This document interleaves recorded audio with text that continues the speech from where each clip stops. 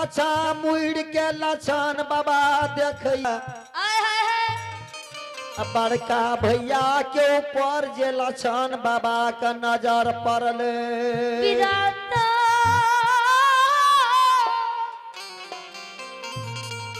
आसे बाबू सब होटर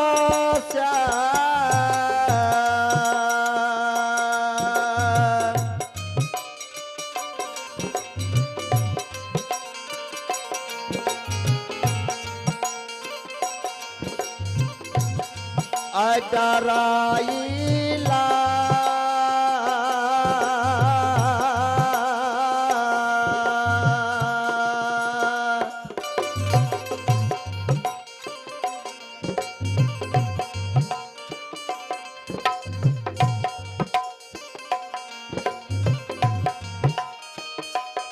यह लाछन बाबू हो तू लारुआ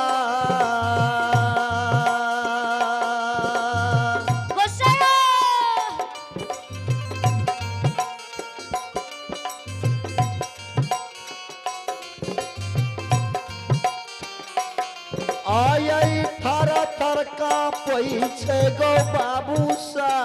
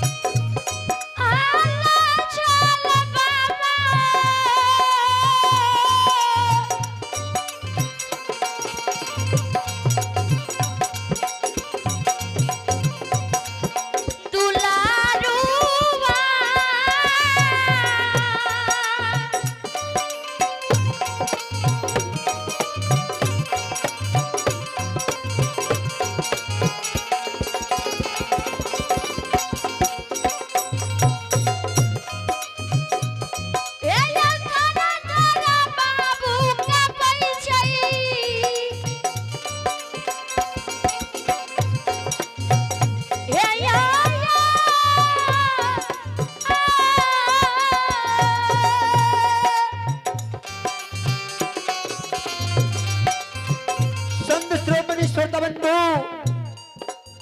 श्रोता बाबू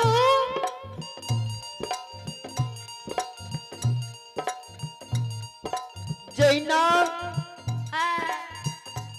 पूर्वा पछिया हवा बहिए जे हो अकेला के भाले थर थर कांपइए कोई समान लक्षण बाबा के कलेजा थर थर कांपे लागले श्रोता बंधु हे विधाता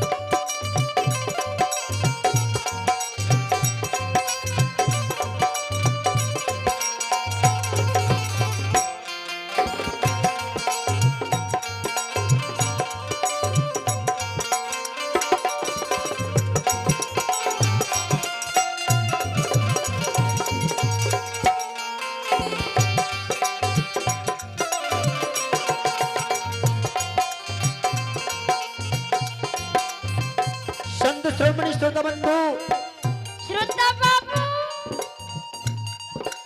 आइए भगवान के दरबार में महादानी बाबू श्री राजेंद्र गुप्ता, जय हो ग्राम मुरली के निवासी, भगवान के दरबार में शानदार 21 रुपए दान के लिखिन। महादानी बाबू के चरण कमल में बाल मंडली रामचंद्र पंजियार के तरफ से कोटि कोटि नमन होइए। हे माता भगवती बाबा धमराज, महादानी राजेंद्र बाबू के मन के मनोकामना का पूर्ण करिए। बोल दानी महाराज की। जय हो।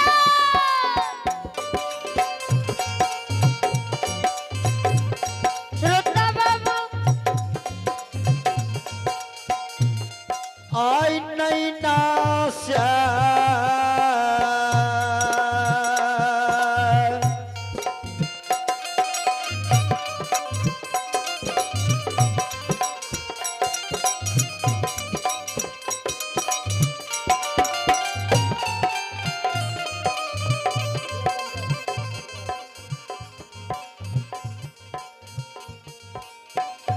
यो समाज बाबा नहीं नासा।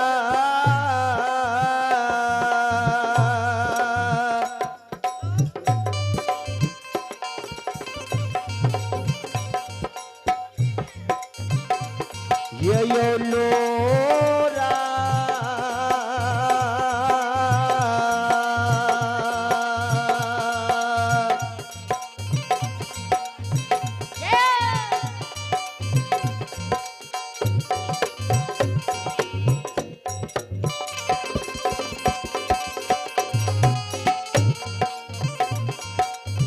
बाबू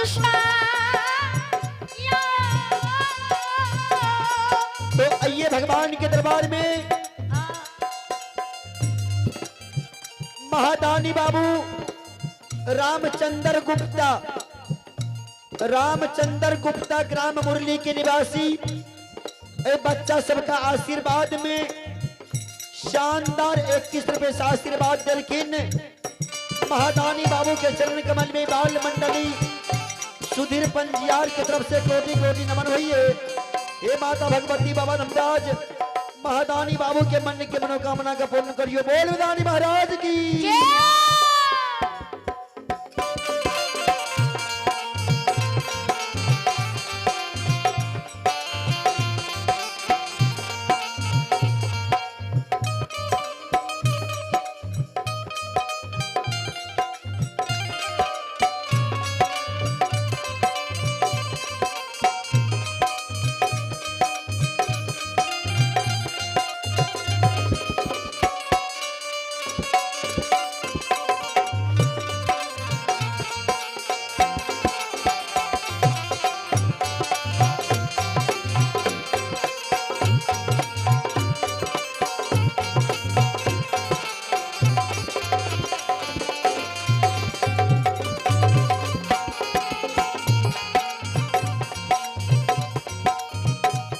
समाज बाबा नहीं नासा।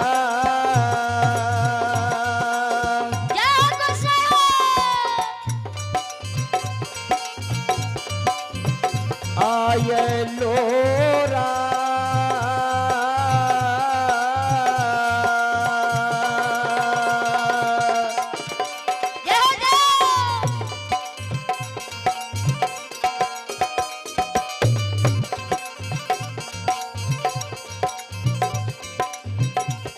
यो धारई छै धारा माता माँ।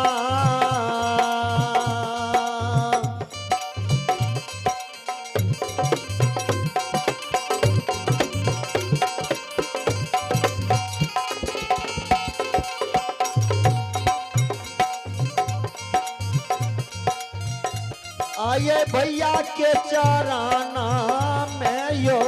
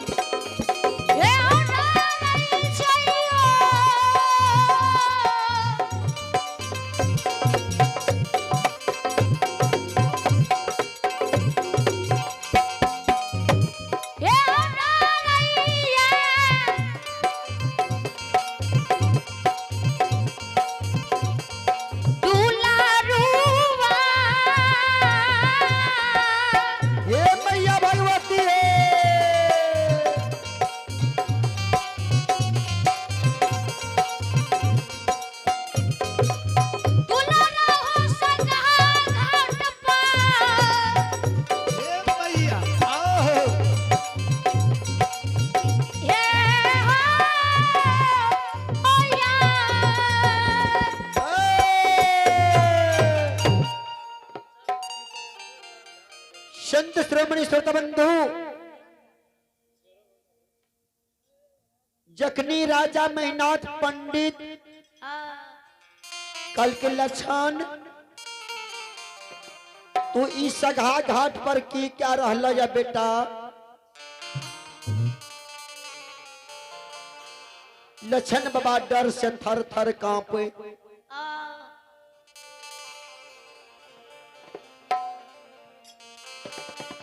राजा महिनाथ पंडित काल के लक्षण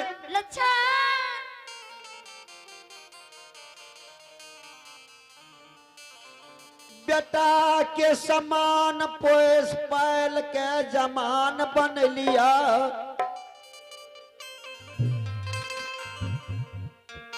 कहियो तोरो बात हमें कुछो तोरा से नहीं कहलिया।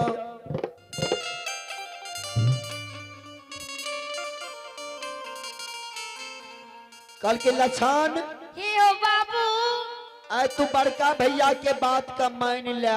मान लिया। आए तारीख से तू सघा घाट पर आब के मोरल संत भैया के कारू के पूजा नहीं करब। नहीं करी हा।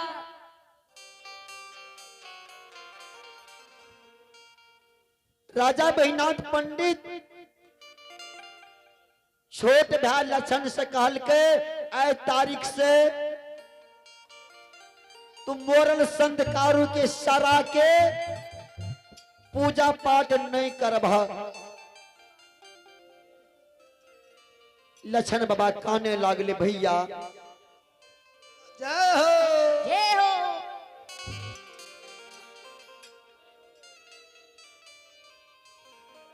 भैया सब दिन तोरे बात का मान लिया। मान लिया। जे कलहा से सेक लिया बड़का भैया हो। राजा भैया हो। से ने भैया यह बात के हम तोरा से 10 कल जोड़ के भीख मांगे छिया। मांगे छिया। कल के राजा भैया जब तक लक्षण के जिंदगी रहते दुनिया में तब तक सब दिना मोरल संत भैया कारू के सरा का निपबे पोछबे पूजा पाठ करबे भैया हो। बाबूजी राजा महिनाथ पंडित बुझ गए जे दुश्मन हमरा बात के नहीं मानते। नहीं मानता।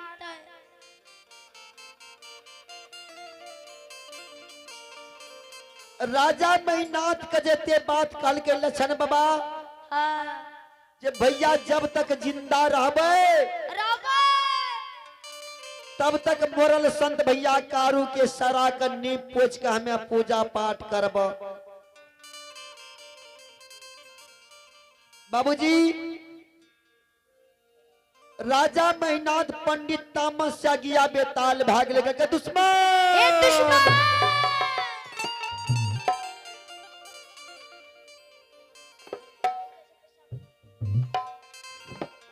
रे सोहदरा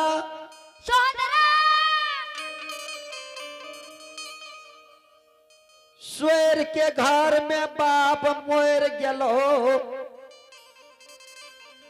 बेटा के समान पोस पैल के तरुणी बेस जमान बनेलियो। कहियो नहीं बाप के मोरम जाने दिलियो जे बाप मोर गेलो। बाबू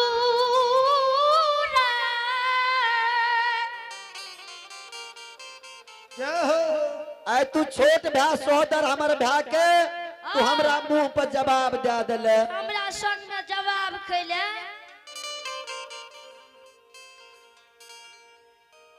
रे लक्षण 10 गाम के मर्डर मुकदम हमरा मुंह पे कोई जवाब नहीं दैया।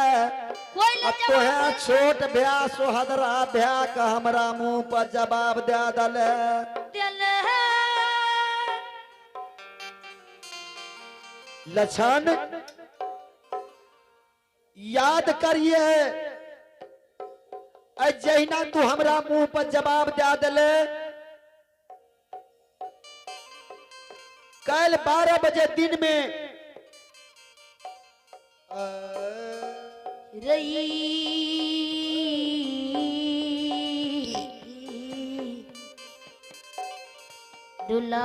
दुलारुआ कल 12 बजे दिन में तोरा ये सगहा घाट पर लाइव का जिंदा ने जलाबी हमारा नाम ने राजा मेहनत जय हो बाबूजी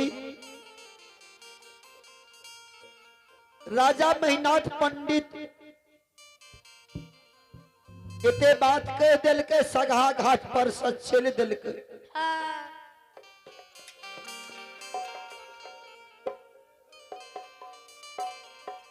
लछन बाबा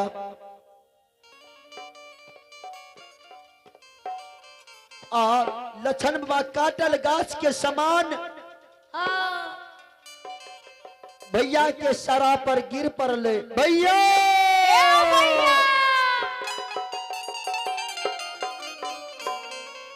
भैया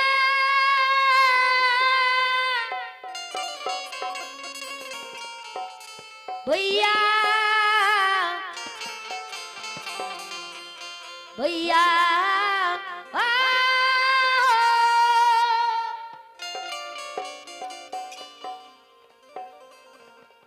भैया आय हाय हाय तोहर पूजा करत बड़का भैया राजा महिनाथ हाय हाय हाय हाय पंडित हमरा पकड़ लेलकै बड़का भैया क्रिया खा लेलकै जे कल 12 बजे दिन में लछन तोरा लाइव का सगा घाट पर जिंदा ने जलाबी हमारे नाम ने राजा मेहनत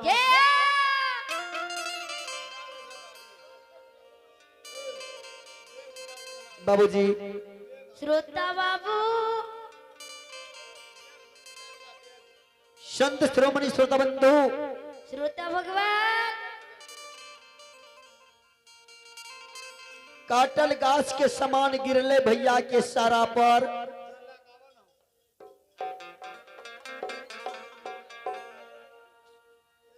हाथ उठा दिलकै विधाता हाथ उठा के काने लागले जय हो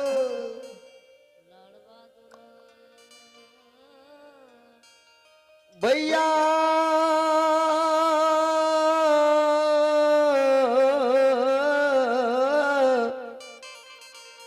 भैया नहीं हो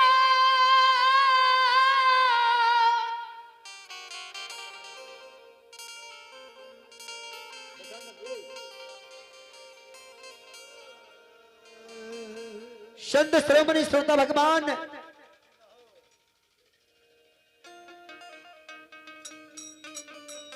लछन बाबा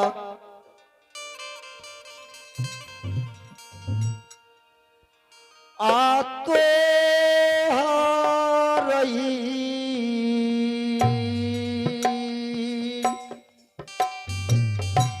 गुस्से हो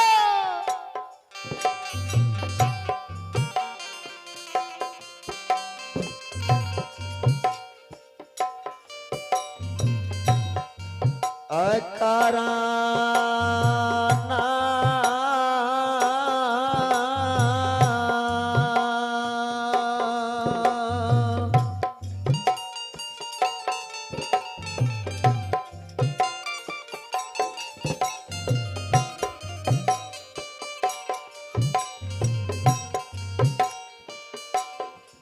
यह परिया जईबई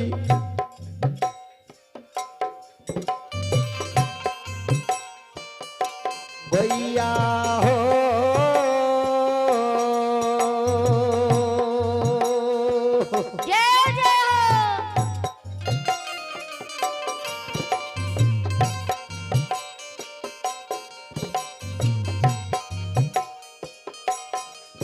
आई दुनिया साना सारा से हो जाई बे।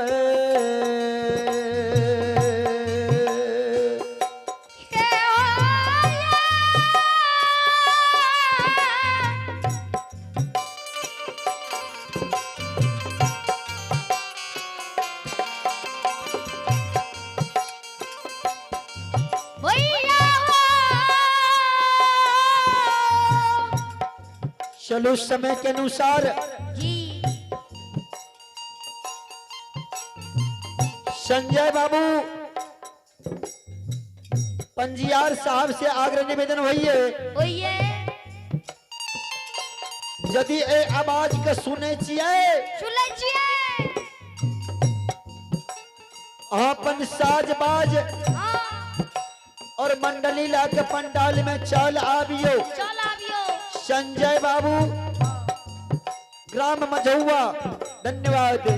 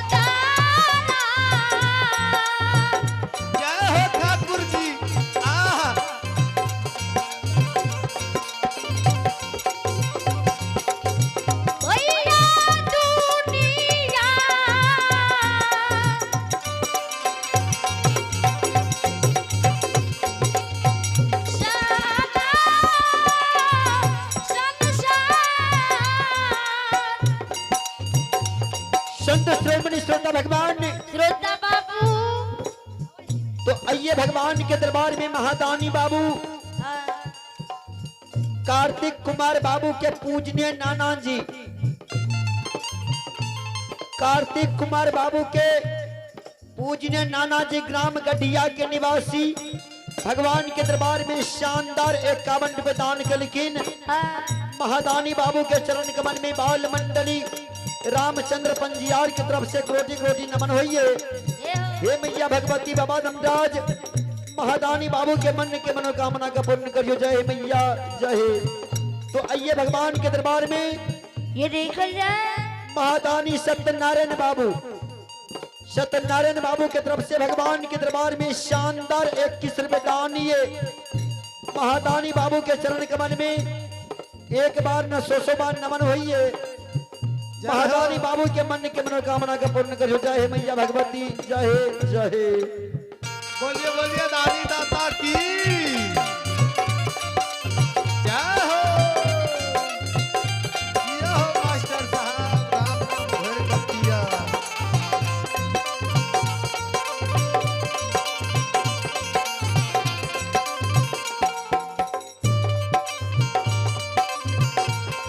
जय हो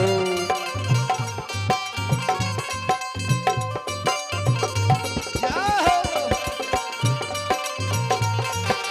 जनानि बहु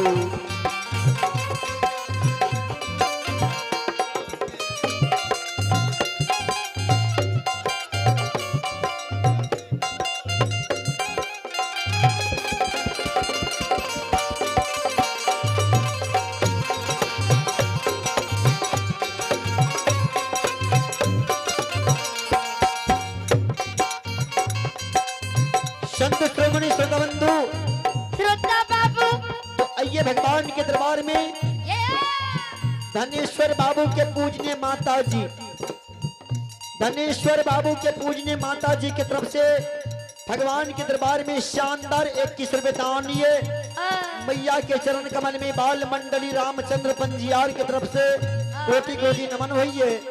हे माता भगवती बाबा धमराज महादानी मैया के मन के मनोकामना का पूर्ण करियो। जय हे माता रानी जय जय।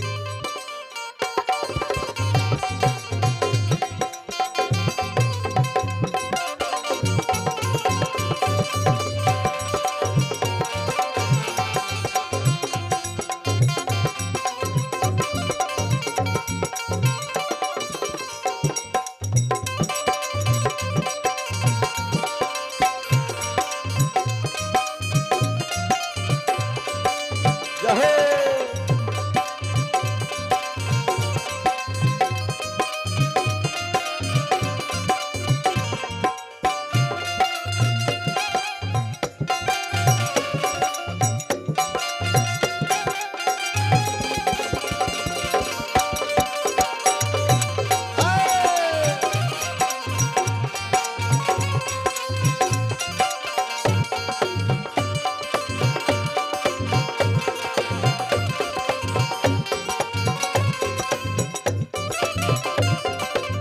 संत श्रोमणी श्रोताबंधु बाबू साहब आइए भगवान के दरबार में हाँ, धर्मात्मा महादानी जय कृष्ण बाबू ये हो ग्राम त्रिवेणीगंज के निवासी जय कृष्ण बाबू के तरफ से भगवान के दरबार में एक बच्चा का आशीर्वाद में शानदार 101 रुपया से आशीर्वाद दिए। ये हो गया जय कृष्ण बाबू के तरफ से भगवान के दरबार में शानदार 101 रुपया से आशीर्वाद दिए। महादानी बाबू के चरण कमल में बाल मंडली सुधीर पंजियार की तरफ से कोटि कोटि नमन होइए। हे माता भगवती बाबा धमराज महादानी बाबू के मन के मनोकामना का पूर्ण करियो। बोल रानी महाराज की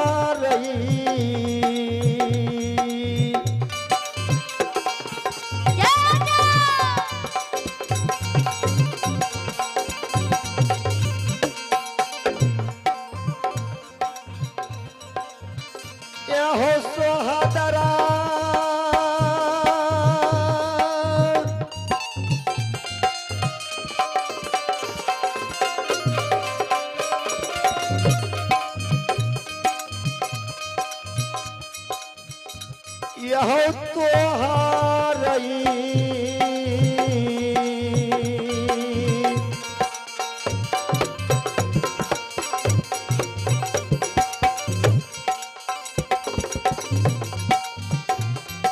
कराना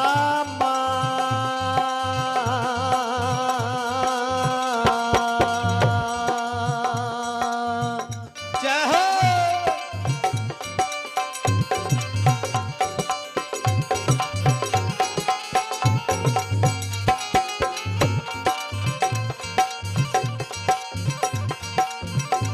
यह लाछना मरता भैया हो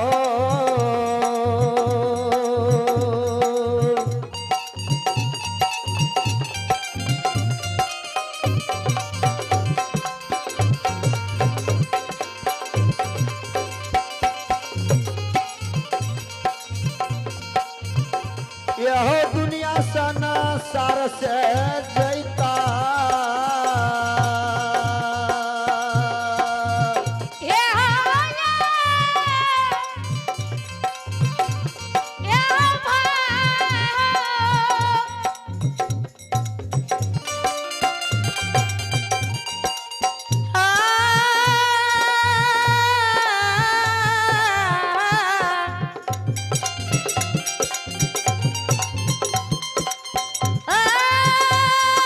चलाबियो संजय बाबू चलाबियो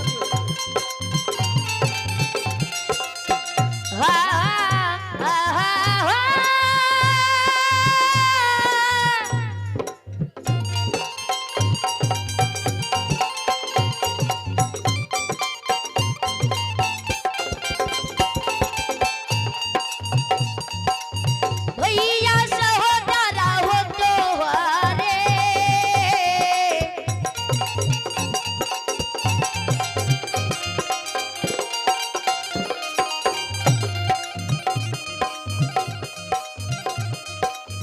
या बहुत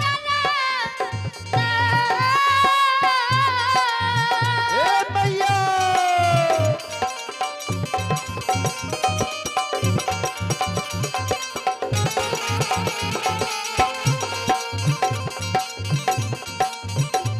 ए जमल भैया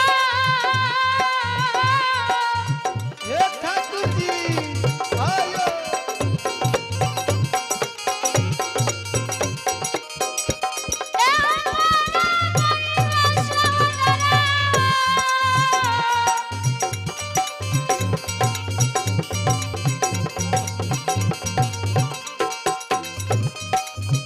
भैया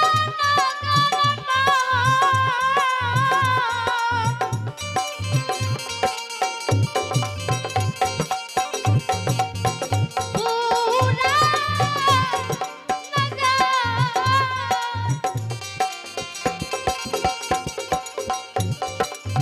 संत श्रोमणी श्रोत बंधु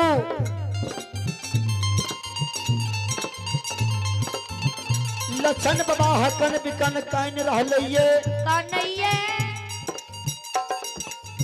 आ राजा महिनाथ पंडित अया नगर महापुरा गेलै गेला आ नगर महापुरा में संगरुल मंगरुल सुतिहार भैया का मंगल के कल के जा बगीचा से 3 गो गाछ आम के आयो और 3 गो गाछ हाय हाय हाय जय हो जय हो अशोका के काट काट के 3.5 हाथ के टोन बना के राख